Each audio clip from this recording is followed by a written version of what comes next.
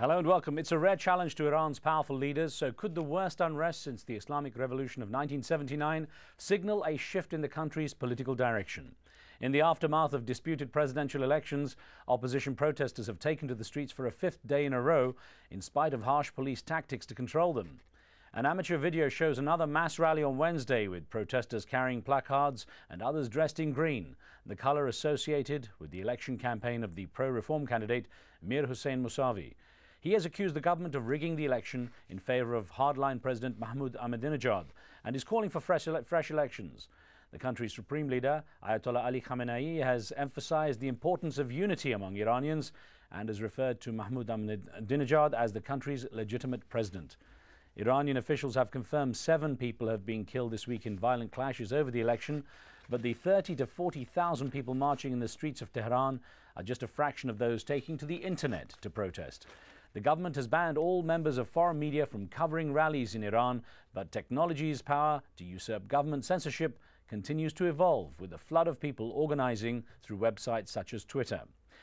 On today's show, we take a look at the ongoing situation and ask, how far could things go in Iran? Remember, you can join our conversation with your questions and comments. Log on to livestation.com/AJE, enter the chat room, and then you can take part. And we also welcome your phone calls on the show. Well, join me now to discuss the fallout from the Iranian election. I'm joined by Dr. Janet Afari, an author, activist, and historian of modern Iran.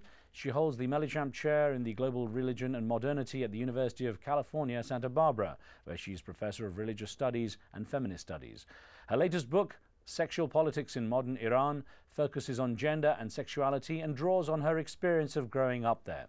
Dr. Afari joins us from Los Angeles. While from Boston, we have Dr. Kaveh Afrasiabi, a political scientist and author who is director and founder of the non-governmental organization Global Interfaith Peace.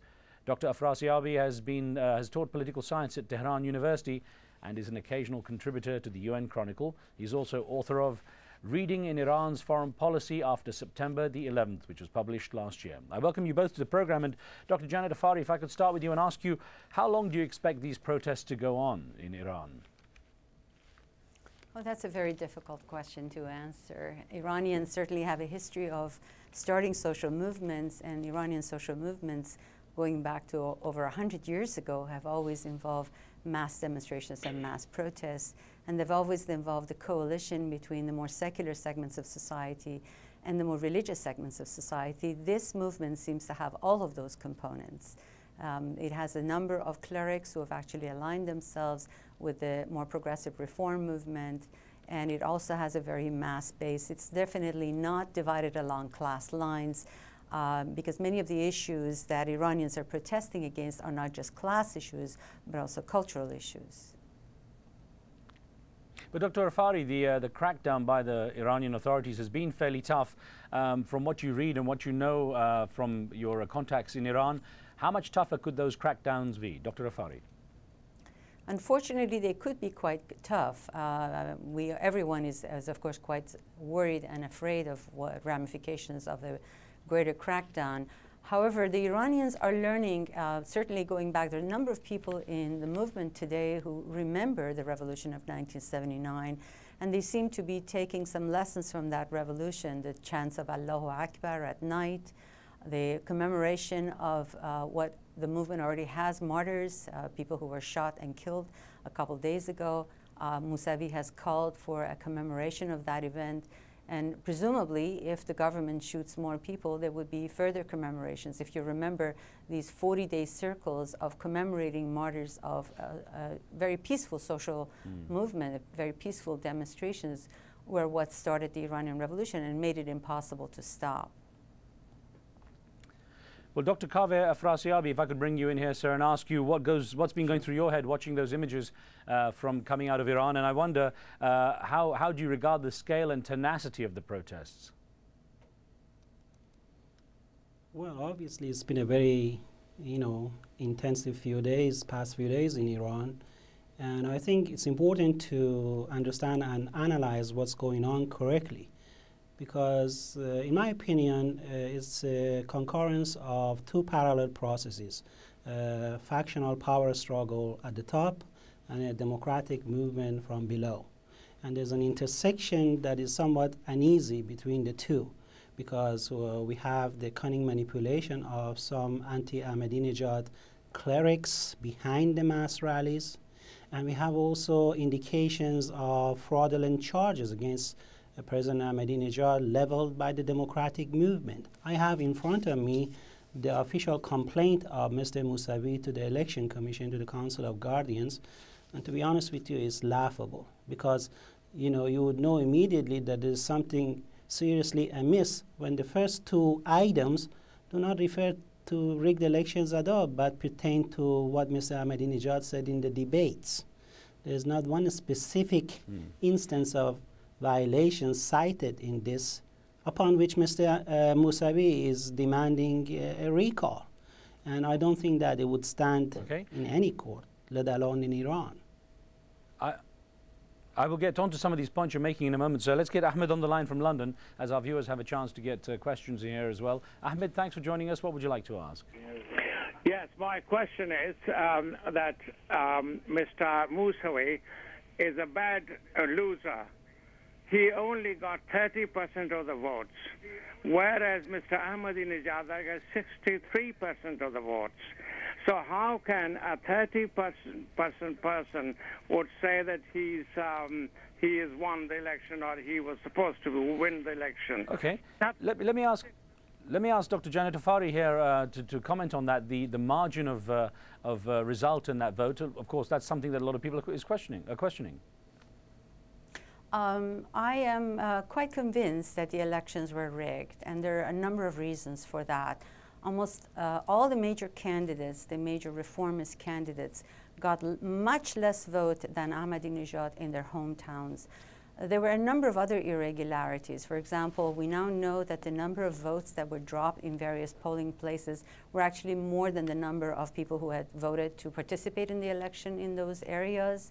So there are a number of reasons that are coming out, documents that are coming out every day on the internet, which seem to suggest massive illegalities. But I think the most important indication is the answer of the government. There was no reason to declare with such finality the result of the election, for Khamenei, Ayatollah Khamenei, to come and affirm it.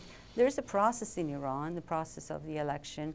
Why haven't they not actually issued more information? Why have they not waited for the Guardian Council to actually tally the results and certify the results? So I think the very uneven and response of the government is another indication of the election fraud. Right. May I Well, Dr. that? Farasiabi, if I could put a Facebook question to you, it gives you a chance to answer as well. It came in from Rama Nzaramba, who says, Ahmadinejad is not the president of Iran. There was a selection, not an election, and that was a sentiment that was echoed by a lot of protesters on their banners. I wonder, the media sort of framed the demonstrations as people whose candidates were not winning as angry. Now, is it as simple as that? Of course not. Iran is a complex society, and this election in particular has reflected that complexity.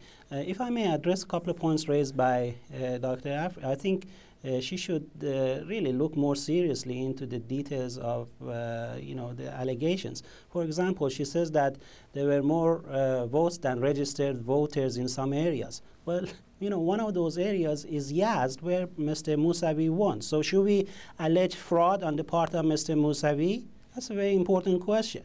And then she talks about irregularities. What about the irregularity of Mr. Mousavi declaring himself the definite winner 1 hour after the stations closed? And then, all these other things that simply don't wash, because Mr. Mousavi won in Tehran by some, 500,000 votes. If it was rigged, he wouldn't have. 75% of Iranian voters live in the provinces and in rural areas, where Mr. Ahmadinejad, in the course of the past 4 years, with his economic populism and policy of redistributive justice, has paid a lot of attention. He's gone to every single province and has, devoted tremendous energy. And Mr. Mousavi, by contrast, only visited a few of these small towns. So the fact that Mr. Ahmadinejad won those areas doesn't come as a surprise at all. Right. Well, Doctor, let's get a question in from Canada here because Hashmat's been waiting on the line patiently. Let's hear what you have to say, Hashmat. Good afternoon, Mr. Khan, and also to your panel. I have a question and a comment. I'd just like to make the comment first. I share the same view of the professor, the political science professor. His views are more intellectual, and it is a core issue that faces Iran. And my question would be for the panel, especially for the lady that we have on panel. I'm sorry I have missed her name. My question would be that you can cheat people with 100,000 votes, 200,000 votes. We're talking about 13, 14 million votes. How could it be possible? And Ahmadinejad came out as the winner, and the people should respect that. And they should not cause this problem within the country and also put a bad image of Iran throughout the international community. Thank you very much. Okay. Okay, I'll tell you what I'll do. I'm going to take a very short break here and get to an answer from Dr. Afari straight after that. But as we take this break and we pause, let me remind you, you can join the conversation with your questions and comments by logging on to livestation.com and entering the chat room. You can see the debate that's taking place there. Now, we're also taking a poll in the chat room where we're asking, do you believe widespread fraud occurred in the Iranian elections? A simple yes or no answer. You can let us know what you think, and we'll be right back.